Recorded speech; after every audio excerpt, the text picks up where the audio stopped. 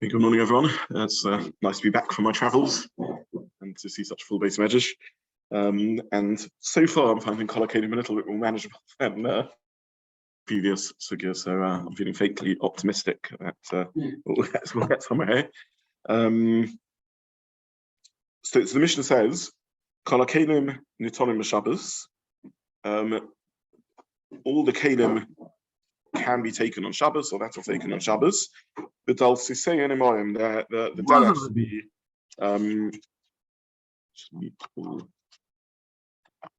okay.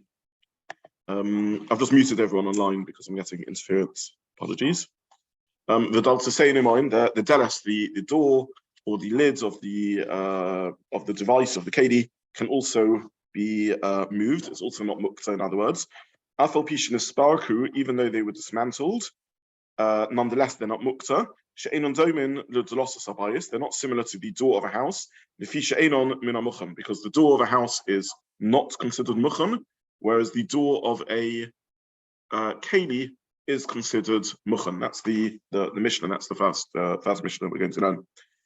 So there's a lot to unpick here, but just going in order.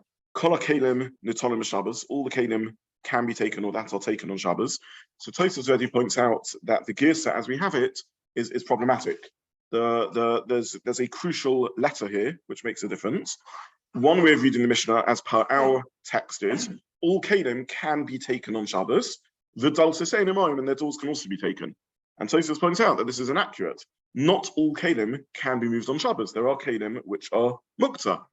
And therefore Tosfos says the correct Girsa is Kol HaKelim hanitolim b'Shabbos. All kelim which are taken on Shabbos, any keli which can be moved on Shabbos, i.e. any non-Muktza keli, its Dallas also isn't Muktza. But obviously there are Muktza kelim whose Dallas, which are Muktza, and similarly, accordingly, presumably, their Dallas would also, the door of the keli would also be Muktza. This is how Tosfos amends the Girsa. Now, Tosfos gives several examples, by the way, of kelim which are Muktza, like a large knife and the sort of shear of a plough, and a very large chalsa, a very large wickerwork keli, which is so big that it's like a fridge or something. It's not sort of moved. It's a massive keli. This is various examples of that. What can we make of our Girsa? What would we do with our text as we have it in the Mishnah that says all kelim can be taken on Shabbos? It's inaccurate, our version. What do we do with that Girsa?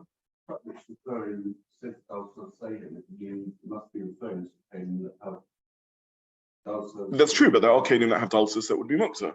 It could be kelim that have dalsas Muktza. You can't say Kol HaKelim and Tonim, all kelim can be moved. Yes, like this enormous, for example, in principle, this enormous kaveres, this enormous, wickerwork basket, this chalsa. But anyway, the line Tosfos is simply saying that Kol HaKelim and Tonim is inaccurate. Many, it's Lavdafka. General principle, there are exceptions to it. No exceptions. I think the most profound answer, especially when we're talking about Halacha, where we would expect the statement to be rigorous, is if you look, for example, at Rashi, if you look, for example, at Chalsa, where Rashi explains Chalsa, Rashi says, why is it Muktza? Because Lav Toras Keli on it. Olav. The words of Rashi are Lav Toras Keli Olav. It doesn't have the status of a Keli. In other words, there's something a little bit circular here that you could argue. A keli is something which is the definition of a keli is a utensil. Utensil is something that's used. The definition of something that's the reason why a keli is not Muktza is because it's muchan. It's made for use.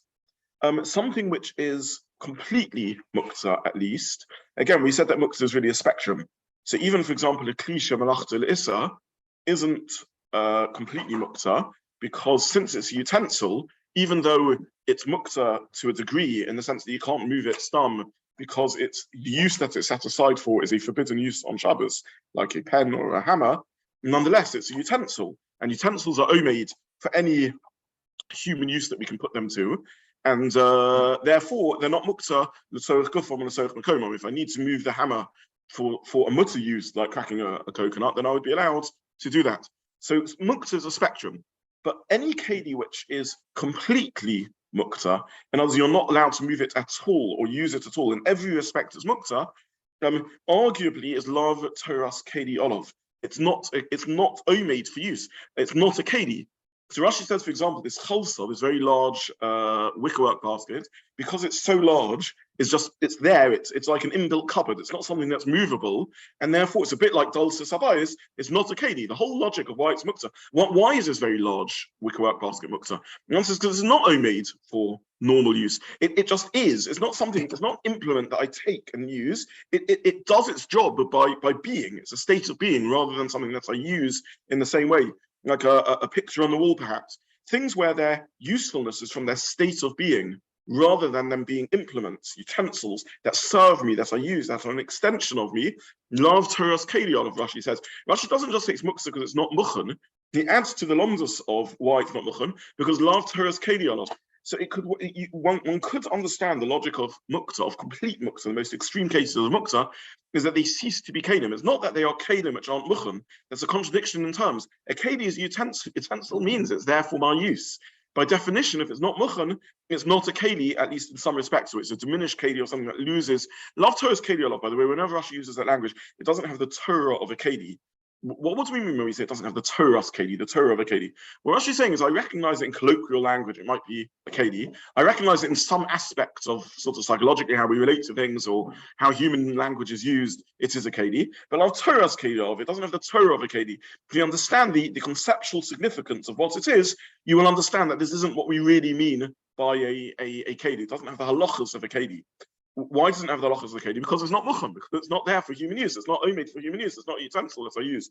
So I think one could answer our gesa, one could be miyashiv our gesa, that indeed it is 100% accurate to say that kol HaKelim nitonim l'Shabbos, anything which is a Keli, which is made for use, and is a utensil, it's an appliance that's used as an extension of my ability to do things in the world, as opposed to something which serves me just by being, is nittul b'Shabbos, at least with respect to some halachas on some occasions, isn't muktzah. It may be somewhat muktzah, maybe I can only move it a certain good for a certain but it's not completely muktzah. I think that's how we can miyashiv our gesa.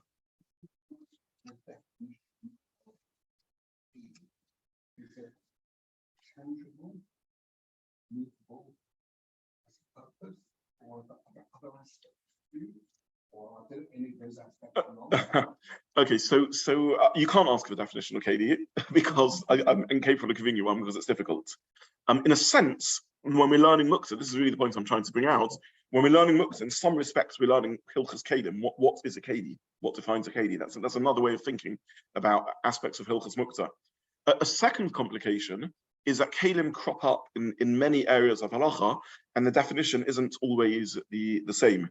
So just to clarify what I mean, if you learn Taharos, a significant part of I don't want to go too much into the philosophy of what Tommy and Tahara is, what Tumah and Tahara is, but Tumah is connected with functionality, and Tumah links itself to things which are associated with human needs and human usefulness, and something which is completely removed from human needs or human engagement, the concept of the Tumah doesn't apply to. Now, it is not only things that can become Tommy. For example, the primary sources of Tumah are living things like a human being, a dead human being, a human being that dies, an animal that dies, a Mitzorah, and the like. Nonetheless, the effect that Tumah has on objects is generally associated with an object that is a Keli. Now, when you learn Taharos, there's enormous amounts of ink spilled. So a large part of Taharos is, in fact, there's a whole Masechet called Masechet Kelim, is in defining what a Keli is. And the definition does not line up with Muktza. It doesn't match. If one had to say on one leg what a Keli was and the difference between the Muktza definition of Kelim and the Taharos definition of Kelim, we would say they both share a commonality that a Keli is, as I said, is utensil, something that's used by humans to do things. And therefore, it has to be something tangible, it's something physical which is used. We already saw when we looked at a shalheves, a flame being muktzah, that one of the suggestions as to why a flame is muktzah is because it's not tangible. There's nothing there graspable that can be used as an implement, as a utensil. So a keli is a tangible implement. It's not something which provides a service just by being, like a house door or maybe like a very large utensil which just sits in its place and is, or like a picture on the wall maybe, is something that provides usefulness by being used and extending my ability.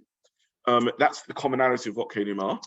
The difference between Muktza and Taurus is that Muktza takes a more pragmatic approach to it, so it depends on our human activity and our functionality, whereas Taurus takes a more, unsurprisingly in some ways, takes a more existential approach to it, more intrinsic, whether this is fundamentally in its role in the Bria set aside to be something that's given to human use or not.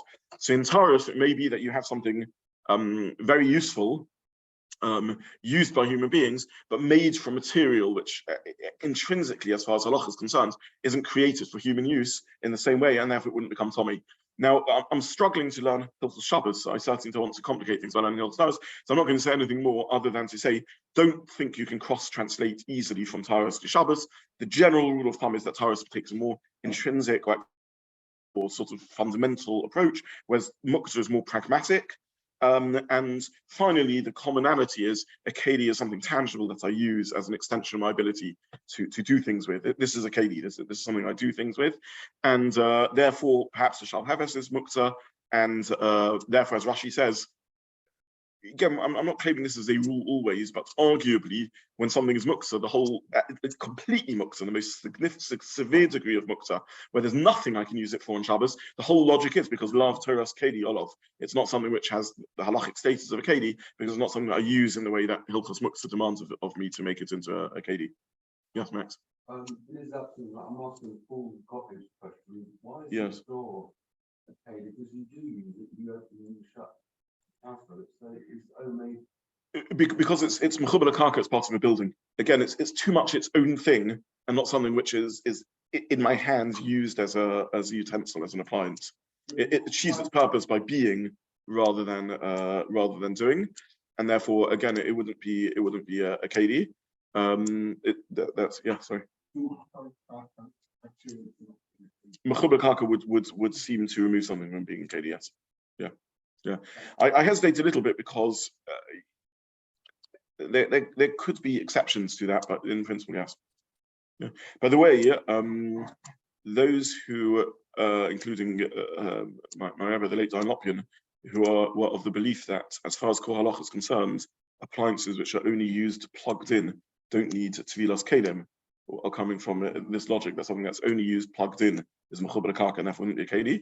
I want to point out that Tvilas Kelim is another area of kelim, and again, it's not cross-transferable to Hilchos Shabbos. I don't mean to make a comparison between the two, but just use it as a just since you mentioned this point, yeah. So yeah. Yeah. Go for it, Gary. Yeah.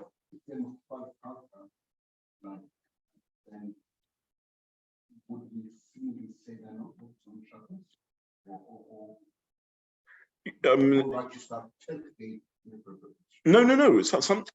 We see from the Deles of a bias that it's not mucham because it's part of a building. It's part of a structure.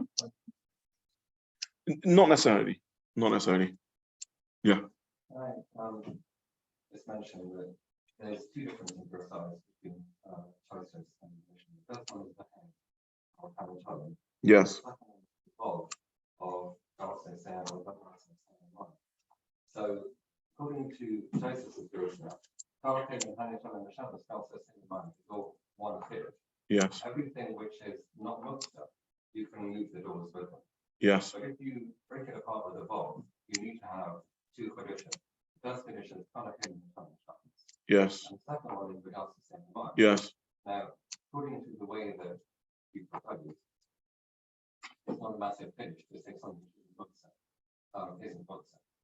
And Rashi does seem to try to turn it into a pinch, even although you didn't want to go there. He said, yes. The pinch of that first little phrase seems to be anything which has a door is Muktza. I think he was saying there are things which have doors. Okay. So I think you're saying two separate points, and I just want to take them one by one. The first point you're making is entirely accurate, except that I think it's exactly where I'm coming from. On the contrary, I think it's making my point for me. The reason why Tosfos has two changes in Girsa is because of this very point. If the Girsa is Kol HaKelim Nitolin b'Shabbos, then it's saying all Kelim on Nitol b'Shabbos. That's halacha number one. The Daltoteihem, and halacha number two is the Dalas with them. If it's Kol HaKelim Hanitolim b'Shabbos, there is no halacha in that. So saying any Kelim which is taken on Shabbos, there's no. That's the situation. Every Mishnah really consists of a scenario and a ruling. So if it's Kol HaKelim Nitolim b'Shabbos, you could see that as a scenario, Kol HaKelim, and a ruling Nitolim b'Shabbos. If it's Kol HaKelim Hanitolim b'Shabbos, that can only be a scenario, and therefore you have to get rid of the vav, because that's the scenario, and therefore the only halacha here is Daltoteihem. So that's one point. The second point in response to you, before I come on to the Rashi, is that it's not a tautology. In other words, if you're right, if the Mishnah said anything which isn't Muktza, that would be a ridiculous Mishnah. But the Mishnah is not saying that. It's saying any Keli isn't Muktza. The definition of a keli is something that's omeid for use, and therefore that's what the Mishnah is saying. It's muchan, and therefore it's not mukta. You could have thought that even something that's not Torah's keli could be muchan for use. For example, a doorway. Doorways are very useful things. You could have thought that even a doorway would be mukta, would be muchan, or you could have thought the other way around. You could have thought there's some things which are kelim and nonetheless aren't muchan for anything else. In fact, I'm saying this whole chiddush hesitantly because it is a chiddush. You could argue, and I don't go into full hilchos mixed, but for example, a cliche that's a mukz machmas chesaron kiss. What one could quibble over what I'm saying is the lomdos that it's not a keli, or are there kelim that aren't omeid for any other use? I don't see learn the whole of hilchos muktzah in one go. All I'm saying is a tentative suggestion in being miyashiv al Girsa, which is that maybe what the Mishnah is saying is anything which is a keli has some hachana and therefore can't be fully muktzah. And when we find something fully muktzah, by definition, it lacks at least some attributes of keliness about it. Whether the chiddush is true or not, we'll have to learn. But that's an attempted yishuv in our. So that was a yishuv of that. That's in terms of your point one, the Giz one. Your second point is also 100% correct. It's a very fine point, and this is something we're going to put on hold because Rashi indeed gives a different answer to our Girsa by saying that by squeezing in the words, it's the same. Any keli which has a deles isn't muktzah, and there's an enormous discussion around this point because it doesn't seem to be accurate or true, and we'll have to work out what to do with that Rashi. So, but again, an extraordinarily fine point, a completely correct point. Yeah. Rashi does indicate the same because the second Rashi it adds in the word she'enon kli. If you should also suffice enon min hamuchan, the Talmud could stop there she'enon kli, which is mashma that there's some element which takes them out of Torah's kli.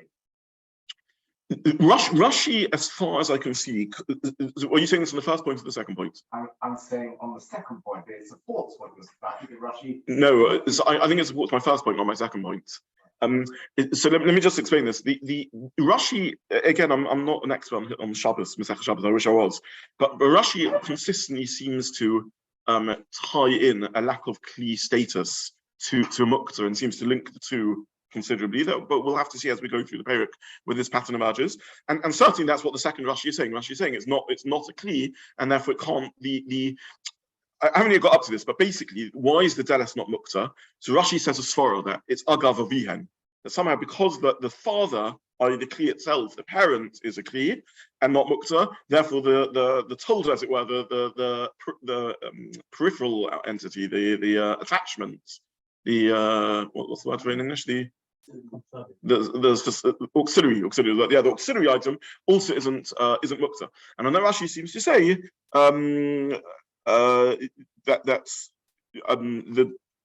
they're not a kli agav aviem because the bias and the dolosis are not a kli, therefore they're mukta.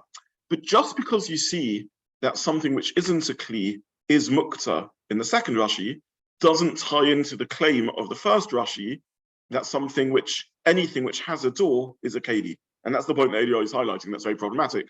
Rashi seems to say that anything which has a door by definition is a keli. Almost minei obey there's a contradiction over here because a bias has a door and isn't mukta. And Rashi's answer to that would be yes, because it's not a keli. So you end up sort of circular with my original point here, which is that you first have to define keli before we can gauge the truth or untruth of Rashi.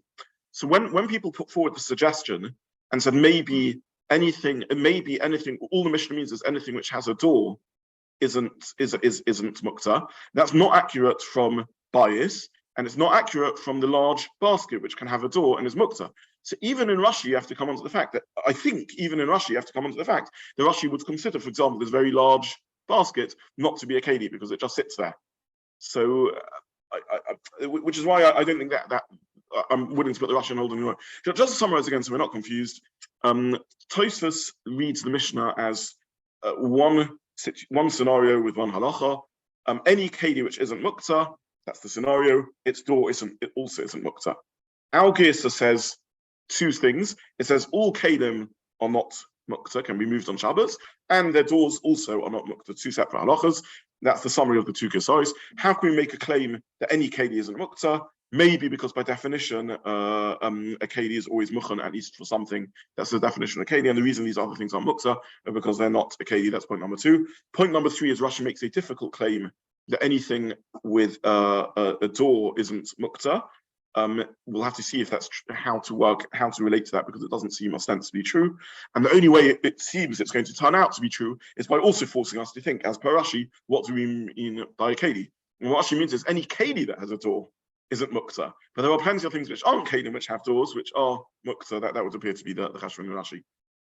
So just to summarize, I really use this Girsa and Tosfos as a crowbar to crack open what we're going to be thinking about a lot as we go on, which is why are things Muktza and what does it mean to be a keli or not to be a keli. So even though it seems like a very small Girsa change, the hey, as far as I can see, it's really the only way to be miyashiv about Girsa is to say that something that is that there are many things which are Muktza, even though they are kelim, because they're not complete kelim, they're not fully kelim, they're not Torah's keli olav, even though maybe it's what we colloquially or to a degree they are related to as kelim.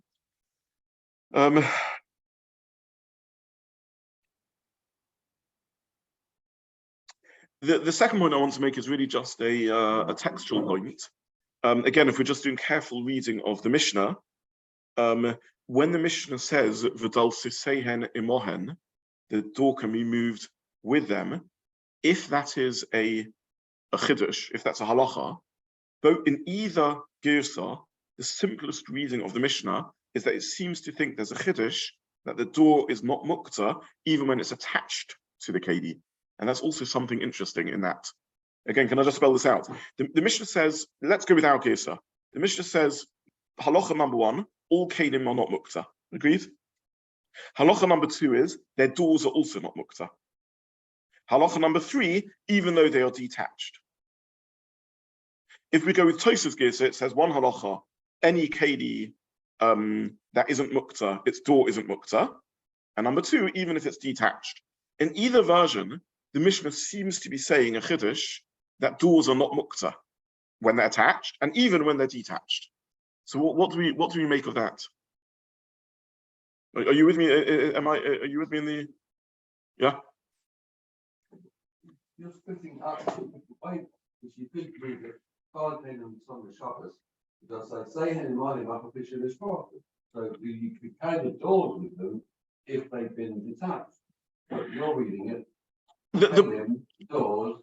The problem is the afal p, because the simplest p is it saying an even, meaning there's a chiddush A and even scenario B. In other words, the delis isn't Muktza even when it's detached.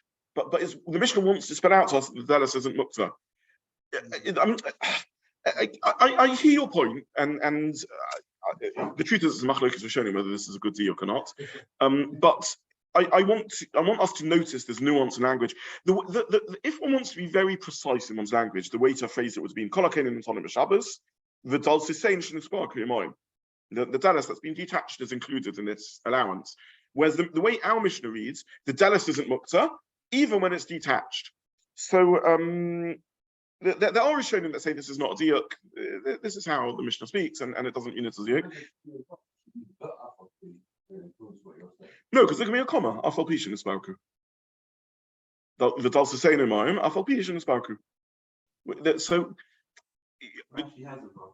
does Rashi have a vote? That's interesting. That's interesting. That afal pishin is balku. That's interesting. By the way, with Rashi, you never know when it's a comment or a girsa, but either way, Rashi does have it in the vote. Interesting point.